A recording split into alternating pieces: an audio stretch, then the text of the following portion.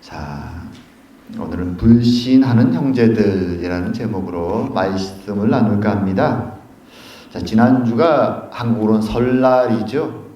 저희들이 사실 고국을 떠나온 뒤로는 그런 설날 풍경을 직접 경험하는 일들은 많이 없습니다. 하지만 저희들 머릿속에는 설날의 풍습이 그리고 모습들이 생생하지요. 설날이 되면은 그렇죠? 가족들이 다 예전에는, 지금은 잘 안 그러지만 한복으로 옷을 갈아입고 다 모여서 세배도 하고 세뱃돈을 주고 덕담을 나누고, 그리고 이 큰 명절이 되면 사실 그 전날부터 식구들이 모여서 음식을 준비합니다. 그리고 본인 식구만이 아니라 보통은 저희가 큰 집이었는데 큰 집에 얘가 친척들까지도 다 모여서 음식을 굉장히 많이 준비하고, 그날은 모든 친척들까지 모여서 함께 이야기를 나누고 또 음식을 먹고 또는 윷놀이를 하고 그렇게 시간들을 보냅니다. 둘러앉아서 아이들의 어린 시절 얘기, 옛날 얘기도 많이 나누고요. 하지만 또 그렇게 식구들이 다 모이다 보면 집안마다 또 트러블 메이커들이 한 명씩 있죠. 그래서 그런 트러블 메이커가 딱 나타나면 또 식구들이 긴장하기도 합니다. 예전에 안 좋았던 일들이 떠오르고. 하지만 그런다 그래도 가족이 아닌 것은 아니죠. 추억이 있고 사랑이 있고 때로는 또 불안한 일들도, 경험들도, 기억들도 올라오지만 그럼에도 불구하고 가족은 가족이죠. 그래서 우리는 영화나 드라마나 이런 이야기들을 보면 자신에게 문제가 생기고 어려움이 닥치면 자신이 떠나왔던 고향으로, 가족에게로 돌아가는 그런 내용들을 굉장히 많이 봅니다. 가족은. 그래서 자신의 마음의 뿌리와도 같은 아주 독특한 특별한 의미들을 사람들 마음속에 지니고 있습니다. 자, 오늘 본문에도 예수님의 가족이 등장하죠. 우리는 보통 예수님, 어머니 마리아는 생각하지만 가족들을 잘 기억하지 못할 때가 있습니다. 하지만 예수님은 공생의 30년 동안 가족들과 함께 사셨습니다. 물론 우리는 그 30년 가운데 어쩌면 예수님이 세례요한처럼 한 몇 년간은 특별한 신앙 훈련을 해서 떠났던 시간이 있을 수도 있다라고 그렇게 생각하는 사람들도 있습니다. 하지만 모르죠. 우리가 확실히 아는 것은 예수님은 가족들과 함께 그렇게 살아오셨다라는 거죠. 개인적인 삶을. 자, 나의 형이, 나의 가족 중에 누군가 갑자기 대단한 사람이 되면 가족들은 처음에 실감이 잘 나지 않죠. 벙찝니다. 누가 그런 위치에 됐다고? 근데 단순히 성공해서 대단한 사람이 된 정도가 아니라 모든 유대인들이 꿈에도 그리는 메시아가 나의 형이다 라는 것이 드러났을 때 과연 어떤 생각이 들까요? 참 이것은 굉장히 대단한 일입니다. 잘 믿겨지지 않는 일이죠. 오늘 본문은 그래서 믿어지지 않고 어떤 면에서 불신하고 있는 이 형제들의 모습을 본문이 담고 있습니다. 그래서 이제 지난주에 저희들이 살펴본 것처럼 오병이어의 사건이 끝나고 자신의 마지막 삶이 1년 정도 남았을 때 사람들 앞에서 자신이 누군가를 드러내신 예수님, 그리고 이제 그 예수님의 드러내심에 대해서 세상의 반응, 그리고 형제들의 반응, 그리고 형제들의 모습에 대한 예수님의 반응은 각각 어떻게 드러나는가 한번 오늘 본문을 보면서 생각해보는 시간을 갖기 원합니다. 자, 예수님이 이제 말하자면 자신의 십자가 사건, 사실 십자가 사건은 6월절에 있었죠. 그 1년 전, 마지막 6월절, 1년 전에 있었던 그 6월절 사건에 있었던 것이 바로 오병이어의 사건이었습니다.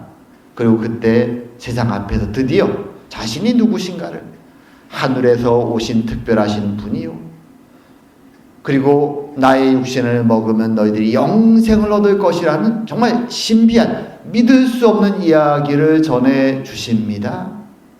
그리고 사람들은 당황해하죠. 많은 제자들은 떠납니다.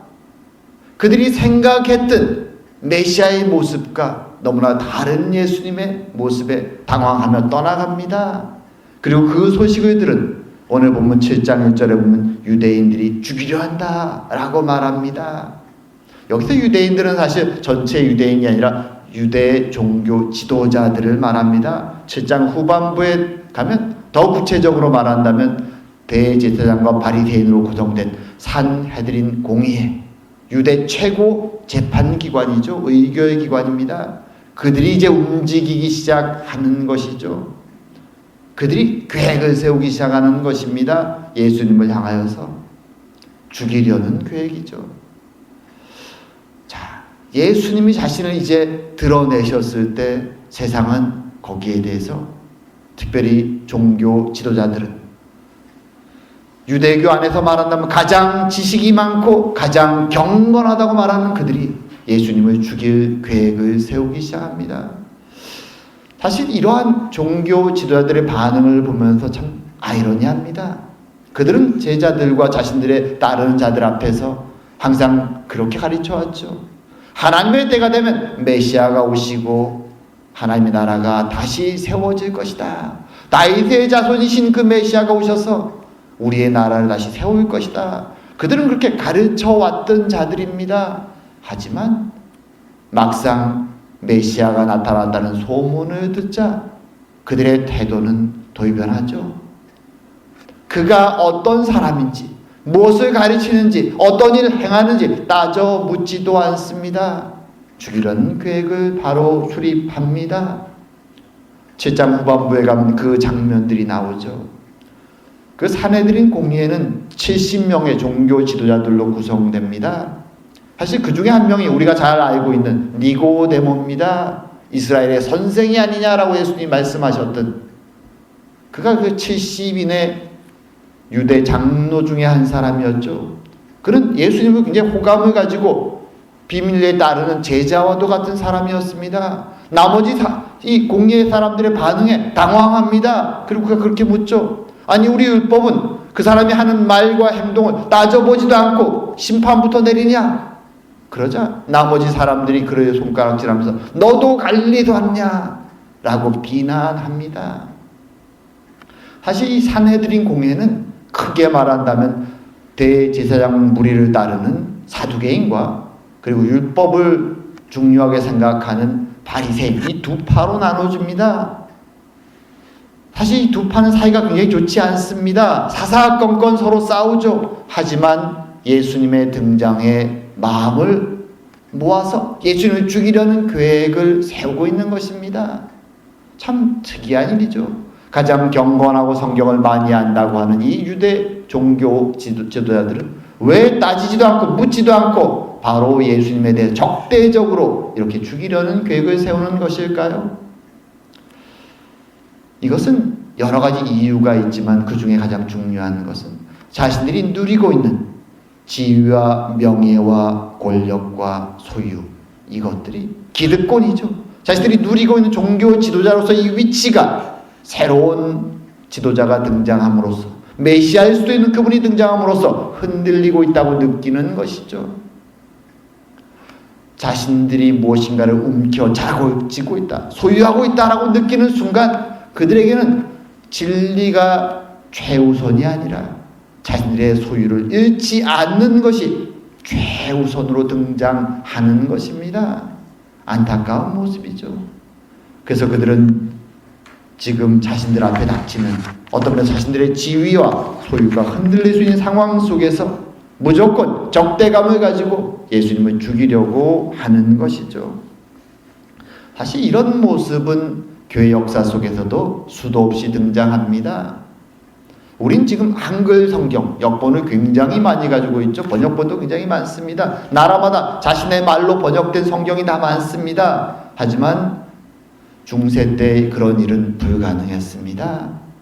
중세 때 우리가 종교개혁 역사를 조금씩 나눴기 때문에 알고 있죠. 로마 교황과 그 주변의 사람들이 중세 때 얼마나 어리석은 그리고 성경과 맞지 않은 일들을 계획하고 세우고 행해 나갔는지 우리는 많이 들어서 알고 있습니다. 그 당시에도 성경을 읽는 경건한 성직자들이 있었습니다. 그 사람들은 로마 교황과 교황청에 대해서 지적을 하고 그 무리들에게 말을 했죠.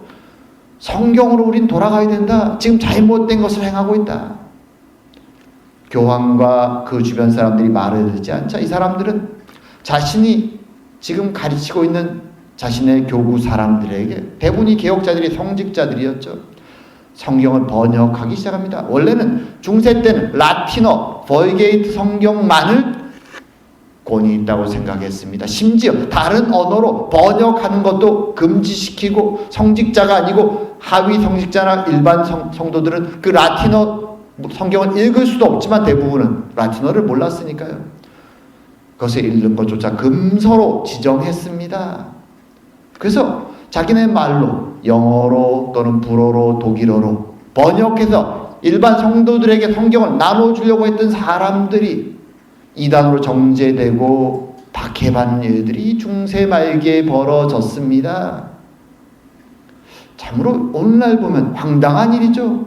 성경을 모두가 자신의 말로 소유하는 것은 너무 당연한데 기득권이 자신들의 권위와 자신들의 위치가 흔들릴까봐 그것을 금서로 정하고 그것을 해치려는 사람들, 이단으로 정죄하는 일들이 벌어졌던 것이죠.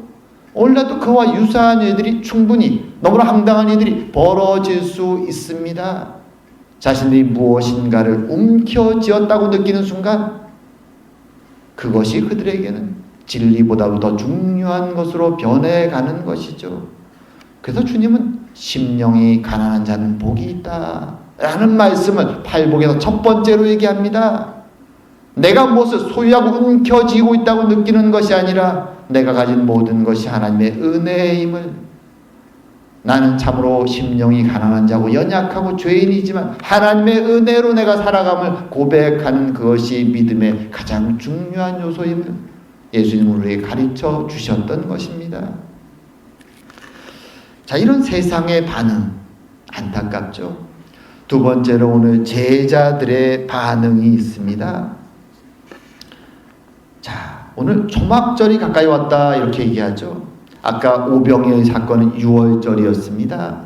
오늘날 달력으로 말하면 3, 4월 정도쯤 되는 시기입니다. 그리고 이제 초막절은 거기서부터 정확히 6개월 뒤, 오늘날로 말하면 9, 10월에 걸쳐 있는 시즌입니다. 이스라엘의 큰 명절이죠. 이제 6월절 그 사건, 오병이어의 사건이 터진 지 6개월 정도가 흐른 것이죠. 예수님은 그동안 자신의 때가 아직 되지 않았고 자신을 핍박하려고 하는 유대 지도자들의 마음을 알았기 때문에 갈릴리에 머물고 있었습니다. 그리고 이제 초막절이 찾아온 것이죠. 그러자 예수님의 형제들이 오늘 이제 이 명절에 예수님에게 이렇게 말합니다. 당신이 행하는 일을 제자들도 보게 여기를 떠나 유대로 가소서. 스스로 나타나기를 구하면서 묻혀서 일하는 사람이 없나니 일을 행하려 하거든 자신을 세상에 나타내소서. 어떤 면에서 굉장히 상식적이고 당연한 말처럼 들립니다. 그렇지, 사람들 앞에 예수님이 나서서 이런 특별히 큰 절기에 사람들이 많이 모이는데 가서 기적을 행하고 말씀을 증거하고 자신을 드러내는 것은 당연해 보입니다. 하지만 오늘 말씀을 기록한 사도 요한은 이 형제들의 모습에 대해서 이렇게 평가합니다. 이는 그 형제들까지도 예수를 믿지 아니함이로라. 왜 사도 요한은 이렇게 평가하고 있을까요? 그것은 지금 이렇게 말하는 이 형제들의 마음속에 불신이 있었음을 그는 알기 때문이죠. 사실 형제들은 지난 6개월 동안 어떤 일이 벌어지는지를 잘 알고 있습니다. 오병이어의 사건을 통해서 예수님이 자신 주변에 있는 자들에게 어떤 것을 선포하셨는지, 그리고 그것을 감당하지 못하는 많은 사람들이, 소위 제자라고 말했던 많은 사람들이 다 떠나가고 지금은 12명의 제자, 소수의 사람들만이 남아있게 되었음을 그들은 알고 있습니다. 그리고 유대 종교 지도자들이 지금 자신의 형인 이 예수님을 핍박하고 죽이려는 계획을 세우고 있는 어떤 적대적인 분위기가 유다 땅 북쪽에 있음을 알고 있습니다. 하지만 그것을 알면도 불구하고 이렇게 말하는 이유는 무엇인가 하면 자신들도 예수님이 행한 모든 기적과 마이들을 믿을 수가 없기 때문이죠. 정말 내가 30년 동안 같이 살아왔든, 적게는 동생들이니까 나이가 좀 더 젊겠죠. 20몇 년 동안 살아왔던 나의 형 예수가 메시아라고, 그 많은 기적을 다 행했다고, 이게 마음에 믿어지지 않는 것입니다. 그리고 그 많은 능력이 있다면 당연히 나가서 그것을 드러내고 떠나간 자들을 다시 불러 모을 수 있을 텐데 왜 여기에 머물고 있는가 이해가 잘 되지 않습니다. 그래서 형을 바라볼수록 반감이 생기고, 그 반감 속에 지금 이렇게 말을 하는 것입니다. 정말로 당신이 말하는 것처럼 메시아라면, 하나님으로부터 오신 생명의 떡이라면 가서 그 능력을, 그 많은 기적을 행했다는데 그럼 가서 그 능력을 보이라고 지금 푸시하고 있는 것이죠. 도전하고 있는 것입니다. 어떤 불신 속에서 조롱하는 것일지도 모릅니다. 왜 여기에서 6개월간 이렇게 피해 있느냐라고 말하는 것인지도 모릅니다. 형제들은 불신 속에 이 말을 뱉고 있는 것이죠. 그 옆에서 그 모습을 지켜보는 사도 요한은 그들의 마음을, 이 말의 의도가 무엇인지를 너무나 잘 알고 있기에 오늘 본문에서 형제들까지도 예수를 믿지 아니했다라고 기록하는 것입니다. 안타까운 모습이죠. 하지만 한편으로 또 이해가 되기도 합니다. 나의 형제가 수십 년을 살아온 그가 하나님으로부터 온 특별한 존재다. 쉽지 않죠. 하지만 무엇보다 오늘 본문에서 더 안타까운 것은 그들은 마치 떠나간 제자들처럼, 세상 사람들처럼 이 상황을 바라보고 있다는 것이죠. 그들은 예수님에게 당신을 가서 능력과 일을 보이라 라고 요구합니다. 예수님은 세상 앞에 자신의 능력과 그 일들을 드러내기 위해서 오신 것이 아닙니다. 그것은 세상의 방식이죠. 세상의 방식은 무엇입니까? 약육강식입니다. 능력이 있으면 가서 능력으로 그것을 보이고 사람들을 끌고 모으고 리더가 되고 일을 내는 것입니다. 힘 있는 자가, 강한 자가, 능력 있는 자가 승리하는 것입니다. 그것이 세상의 원칙이죠. 정말 메시아라면, 하나님의 나라를 세우기 왔다면 당연히 능력을 보이고 세상을 뒤집어야 되지 않겠는가? 형제들은 그렇게 생각하는 것입니다. 마치 떠나간 제자라고 말했던 그 사람들처럼 판단하고 생각하고 있는 것입니다. 하지만 예수님은 세상에 자신의 능력을 보이기 위해, 눈에 보이는 물질적인 세상을 뒤집기 위해서 이 땅에 오신 것이 아니었습니다. 주님은 죄로, 욕망으로, 멸망으로 걸어가는 세상을 바라보시며 그들을 하나님께 순종하는 자들로, 능력과 폭력과 승리가 아니라 도리어 진리와 사랑 앞에, 하나님 말씀 앞에 순종하는 하나님의 나라를 세우기 위해서 오신 것이죠. 그래서 예수님의 길은 능력의 길이 아니라 순종의 길이었습니다. 그러기에 주님은 형제들을 바라보면서 안타까운 것입니다. 하나님의 길을 이해하지 못하는 그들 앞에서 안타까운 것이죠. 그리고 그들 앞에서 이렇게 말씀합니다. 예수님의 반응이죠. 예수님께서 이르시되 내 때는 아직 이르지 아니하였거니와 너희 때는 늘 준비되어 있느니라. 세상이 너희를 미워하지 아니하되 나를 미워하나니 이는 내가 세상의 일들을 악하다고 증언함이라. 예수님은 지금 예수님의 때와 형제들의 때를 구분해서 말합니다. 다르다는 것이죠. 왜냐? 예수님은 하나님께 순종하며 하나님께 속한 자지만 지금 형제들은 아직까지 세상에 속한 자로 살아가고 있기 때문이라고 지적하시는 것이죠. 예수님의 시간, 그것은 철저히 하나님의 뜻에 순종하는 하나님의 시간을 따르는 것입니다. 그 시간에 따른다면 이제 6개월이 남았습니다. 십자가까지. 아버지의 뜻과 명령이 있기 전까지 그래서 지금 이 갈릴리에 머물고 계신 것입니다. 하지만 형제들에게 너희들의 때는 늘 준비되어 있다. 세상이 너희를 미워하지 않는다 라고 말합니다. 왜냐하면 형제들은 여전히 아직은 세상에 속한 자이기 때문입니다. 그들의 생각과 사고방식이 세상 사람들처럼 행동하고 있기 때문입니다. 그래서 그들의 때는 아무 때가 도 상관이 없다. 세상이 너희를 대적하지 않으니까. 하지만 나의 때는 아버지의 때고, 그리고 세상이 나를 미워한다라고 말합니다. 왜냐하면 예수님은 세상의 일들을 악하다고 증언하고 계시기 때문이죠.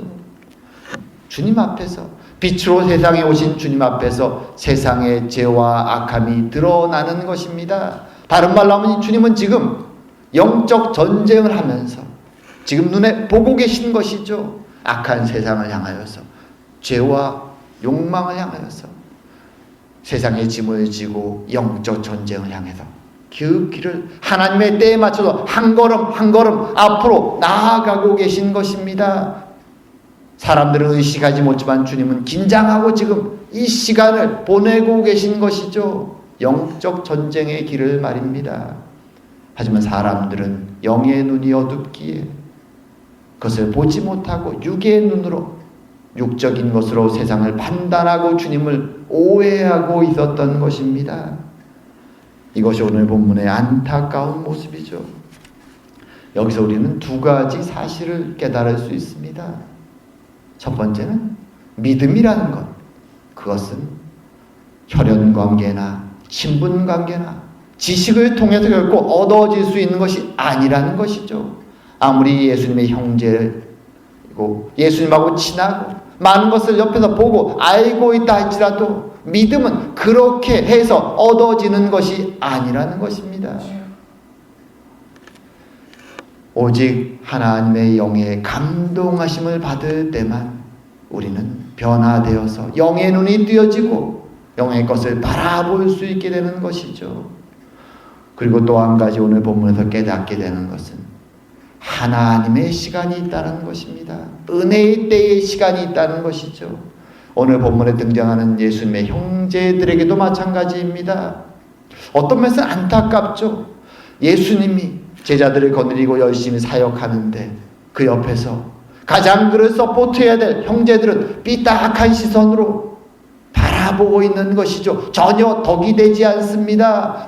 옆에 와서 형을 서포트하고 밀어주면 더 많은 사람들이 좋아할 것 같은데 그들은 예수님이 돌아가실 때까지 여전히 불신 속에서, 회의 속에서 한 발짝 떨어져서 먼 곳에서 그렇게 비판적으로 바라보고 있었습니다. 하지만 주님께서 십자가에 돌아가시자 그들은 당황합니다. 충격을 받습니다. 그리고 부활하신 주님이 그들을 찾아옵니다.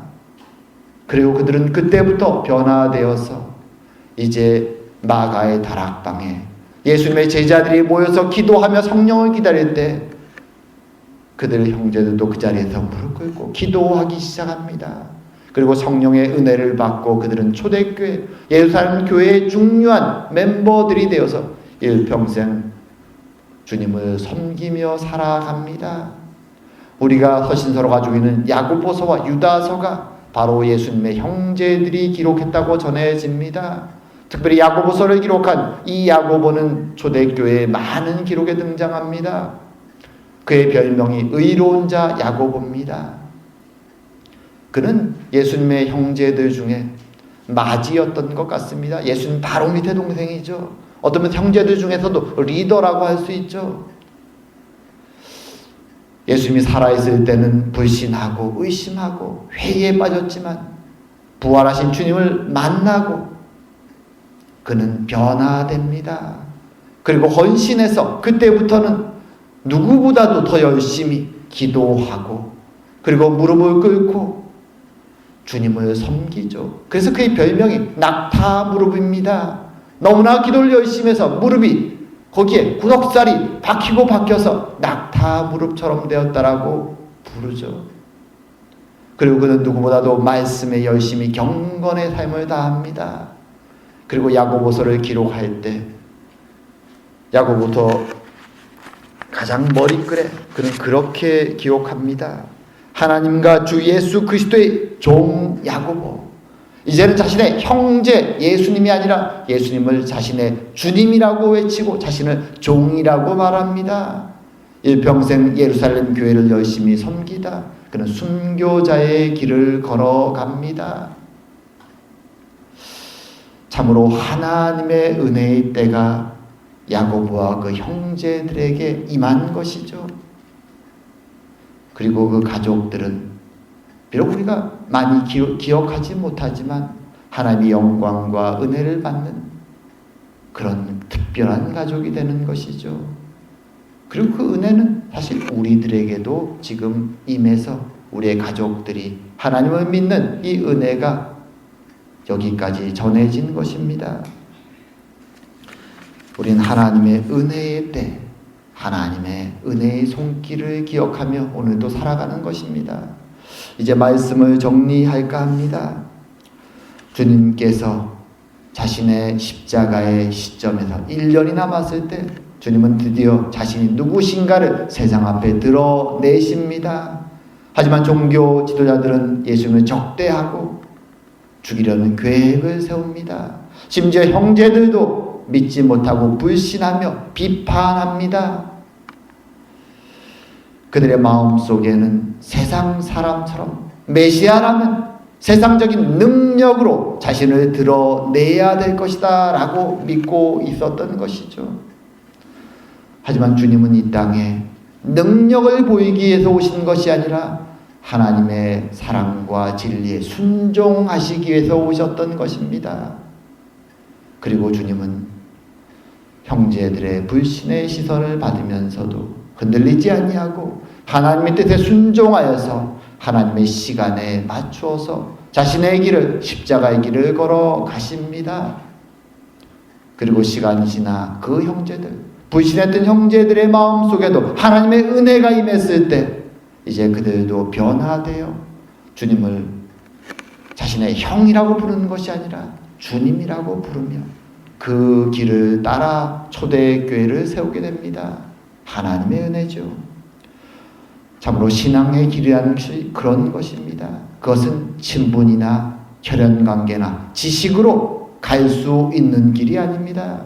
오직 하나님의 영이 우리의 마음을 감동할 때 우리는 그 길을 가게 됩니다. 진리를 마음속에 받아들이고 십자가의 길을 걸어가신 주님의 구원의 메시지를 복음으로 아멘하고 믿게 되는 것입니다. 그럴 때 우리는 이제 세상의 의지로 걸어갈 수 없는 순종의 길을 걸어가게 되는 것입니다. 그 믿음의 시간은 모든 사람에게 다 다르지요. 하지만 그 믿음의 시간이 주어졌을 때 믿음이 없던 사람은 믿음을 갖게 되고 연약했던 사람은 강한 은혜의 사람으로 변화되게 됩니다. 참으로 이런 은혜가 우리 모두에게 함께하여서 주님과 동행하며 이 길을, 믿음의 길을 걸어가는 우리의 가족과 우리의 삶 가운데 그 은혜가 넘치기를 주의 이름으로 축원드립니다. 기도드리겠습니다. 사랑과 은혜의 하나님 아버지, 참으로 우리를 하나님의 백성이 되도록 불러주시고 은혜 주시며 주님과 동행하며 이 길을 걸어가게 하시니 감사드립니다. 참으로 세상 속에서 멸망의 길을 걸어가는 우리들을 버려두지 아니하시고 구원하시기 위하여 아버지의 뜻에 순종하여서 십자가의 길을 걸어갔던 주님, 형제들의 불신과 비판 속에서도 흔들리지 아니하고 주님의 계획에 따라, 주님의 시간표에 따라 그 길을 걸어갔던 주님, 참으로 주의 은혜의 때가 형제들에게 임하였고 우리에게 임하였음을 알기에 감사드리며 오늘도 이 말씀 가운데 주님께 영광을 돌립니다. 주님, 그 가정에 임했던 은혜, 우리들에게 임한 이 은혜 참으로 감사하며 날마다 순간마다 주님과 동행하며 주님 만날 그날까지 살아가는 저희가 다 될 수 있도록 주님 축복하여 주시옵소서. 오늘도 함께 하심을 감사드리오며 모든 말씀 예수님 이름으로 기도드립니다. 아멘.